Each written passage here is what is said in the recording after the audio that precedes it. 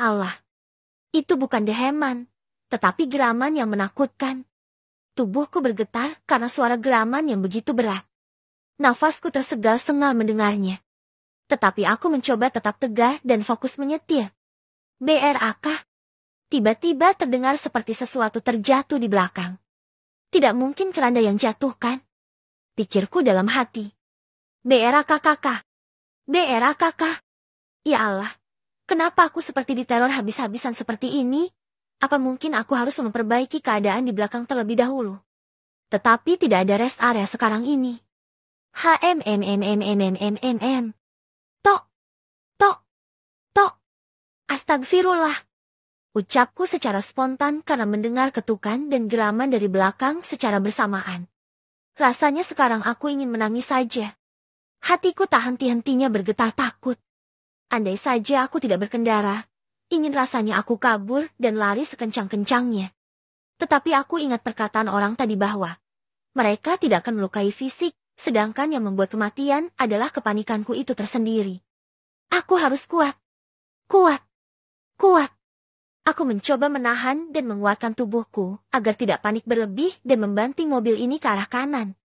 Sebab itu akan membuatku celaka bahkan mengakibatkan kematian. Aku harus terbiasa. Berjam-jam kemudian aku seperti sudah terbiasa dengan gangguan-gangguan dari belakang walaupun kadang sedikit mengagetkanku. Aku masih takut. Tetapi itu manusiawi, yang terpenting aku harus fokus memegang kendali kemudi. Berjam-jam lamanya aku pun menoleh ke arah HP-ku untuk melihat jam. Sekarang pukul 2 pagi dan aku masih di tol Pejagan. Kenapa aku sangat lambat ya, seharusnya dengan kecepatan mobil yang stabil dan tinggi. Minimal aku sudah di tol Pemalang. Aku harus mengambil resiko dengan menaikkan kecepatan agar jenazah ini tepat waktu. Tok, tok, tok, tok, tok, tok, tok, tok, tok. Ketukan kali ini seperti tidak ada hentinya. Bahkan jika sebelumnya ada jeda, sekarang tidak ada jeda sama sekali. Tetapi aku masih fokus ke depan dan tidak memperdulikannya. Untuk menoleh ke kiri pun aku tidak melakukannya sama sekali. Tentu aku takut terkejut jika nanti ada seseorang yang duduk di sebelahku nantinya. Jadi, aku hanya melihat kanan dan ke depan saja. Setelah beberapa lama, aku pun masuk ke dalam tol Pemalang dan mencari rest area terdekat. Selain untuk mengisi bensin, aku cukup kelelahan dan mengantuk. Maka, demi keselamatan aku harus menepi terlebih dahulu. Rest area pun terlihat. Aku dengan cepat memasukinya. Tetapi sebelum memasuki tol tersebut, aku melihat seseorang di bibir jalan yang melambai. Aku pun menghampirinya terlebih dahulu. Loh, Bapak kok bisa ada di sini? Tanyaku heran. Bagaimana caranya dia bisa ada di sini? Dia adalah orang yang sama ketika aku rehat di rest area sebelumnya. Aku merinding membayangkan orang ini bisa di sini. Di jalan tol pun sepertinya hanya bus saja yang membalapku dan beberapa mobil. Mungkinkah mobilnya membalapku? Tetapi kenapa dia bisa di pinggir jalan seperti ini? Aneh betul. Dia ini asli manusia atau bukan? Dia memasuki mobil. Ngobrolnya nanti saja ya. Tapi saya mau ngeres di sini. Ujarku bingung. Di depan saja ya. Jangan di sini. Dia memaksaku. Memangnya kalau di sini kenapa, Pak? Aku masih penasaran kenapa tidak diperbolehkan istirahat di sini. Jalan saja. Nanti kamu akan tahu sendiri. Aku pun menurut dan kembali menjalankan mobil menuju rest area selanjutnya.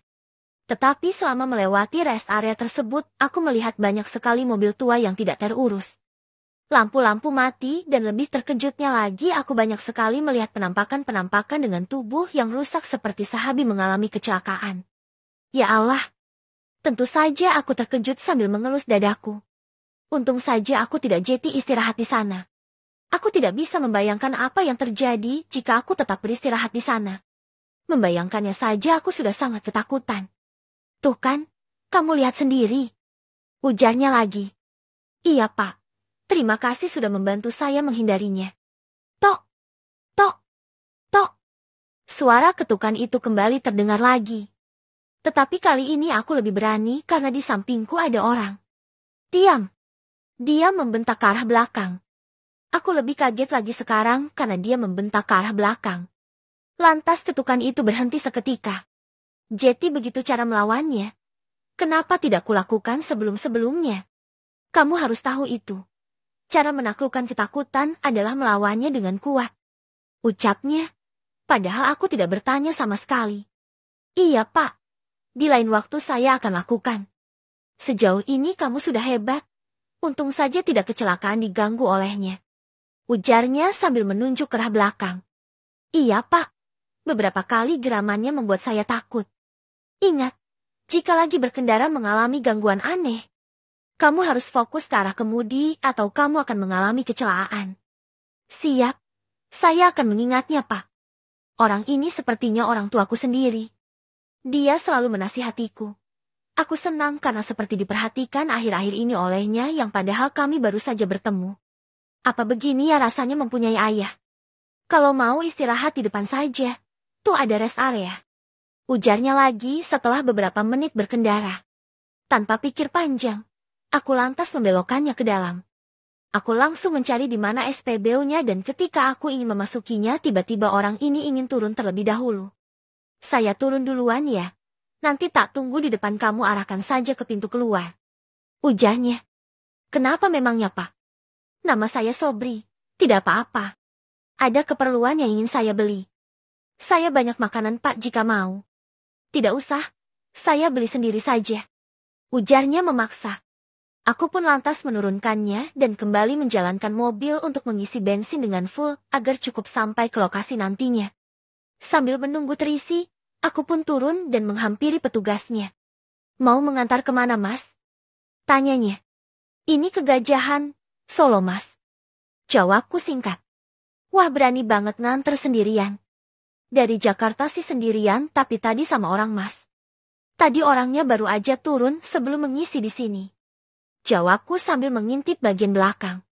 Takutnya berantakan. Tetapi masih rapi terlihat dari luar. Loh, tadi saya lihat Masnya buka pintu samping tapi nggak ada yang turun tuh. Ucapnya heran. Justru yang lebih heran lagi aku. Masa orang ini tidak melihat Pak Sobri turun? Mungkin saja terhalang atau kurang istirahat Jeti berimajinasi aneh. Ah, Masnya kurang istirahat aja kali. Makanya nggak lihat.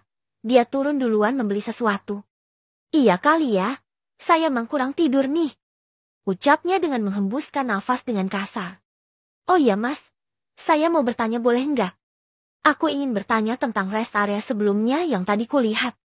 Nanya apa Mas? Sebelum kesini ada rest area sebelumnya. Untung saja saya tidak jeti masuk.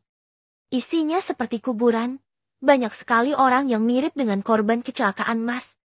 Merinding saya membayangkannya. Ungkapku kepadanya.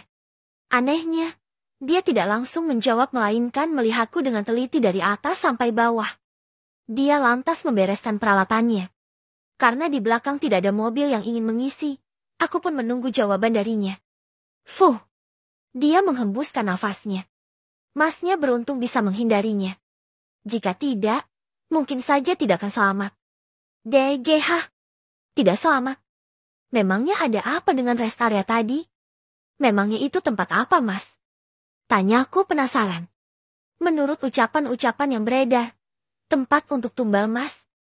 Munculnya juga random entah di mana. Pokoknya jika masuk situ, enggak akan pernah selamat. Ucapnya serius.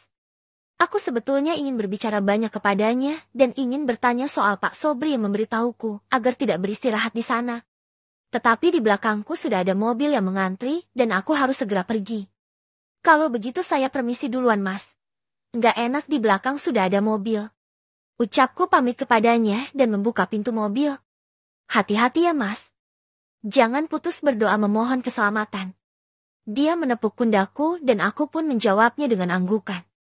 Orang itu menepuk pundakku seakan ada energi yang masuk ke dalam tubuhku. Sejuk sekali. Ternyata masih banyak orang-orang yang ramah dimanapun kita berada ya. Aku lantas menuju pintu keluar dan mencari keberadaan Pak Sobri. Dari kejauhan di pinggir jalan aku melihatnya dan dengan cepat menghampiri. Sudah lama Pak menunggu. Aku menyapanya ketika turun dari mobil. Betulkan dulu posisi jenazahnya di dalam sana. Maksudnya Pak?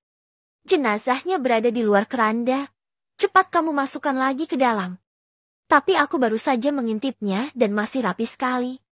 Masa ia tiba-tiba bisa keluar dari keranda? Bagaimana itu bisa terjadi dengan cepat? Karena penasaran, aku pun mengintip melewati kaca dari samping. Ya Allah, aku mundur beberapa langkah karena melihat kondisi jenazah yang sangat mengerikan. Cepat benerin sana. Pak Sobri menyuhku yang masih gemetar melihat posisi jenazah. Heran, kenapa dia bisa tertawa? Apa dia tidak tahu aku sangat takut? Bagaimana mungkin jenazah yang sudah tidak bernyawa bisa duduk? Ya benar, jenazah di dalam sana sedang dalam kondisi duduk di bangku. Bersambung.